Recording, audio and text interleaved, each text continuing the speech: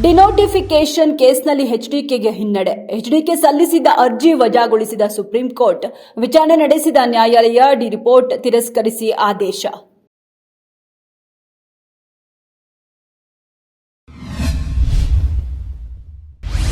ಮಹಾಕುಂಭಮೇಳಕ್ಕೆ ಶಿವರಾತ್ರಿಯೊಂದಿಗೆ ಅಧಿಕೃತ ತೆರೆ. ಮುಂಜಾನೆಯಿಂದಲೇ ಲಕ್ಷಾಂತರ ಭಕ್ತರಿಂದ ತೀರ್ಥ ಸ್ನಾನ, 3 ಕೋಟಿಗೂ ಅಧಿಕ ಭಕ್ತರಿಂದ ಪುಣ್ಯ ಸ್ನಾನದ ನಿರೀಕ್ಷೆ.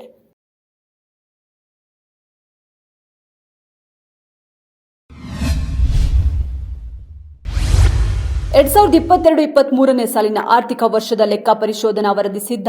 2291.74 ಕೋಟಿ ರು ದುರ್ಬಳಕೆಯಾಗಿರುವುದು ಲೆಕ್ಕ ಪರಿಶೋಧನಾ ವರದಿಯಿಂದ ಬೆಳಕಿಗೆ. ಈ ಪೈಕಿ 1820.61 ಕೋಟಿ ರು ಮೊತ್ತಕ್ಕೆ ಆಕ್ಷೇಪಣೆ ಸಲ್ಲಿಸಲಾಗಿದೆ. 471.12 ಕೋಟಿ ರುಗಳನ್ನು ಸಂಬಂಧಪಟ್ಟ ಅಧಿಕಾರಿಗಳು ಹಾಗೂ ಗುತ್ತಿಗೆದಾರರಿಂದ ವಸೂಲಾತಿಗೆ ಶಿಫಾರಸು ಮಾಡಲಾಗಿದೆ.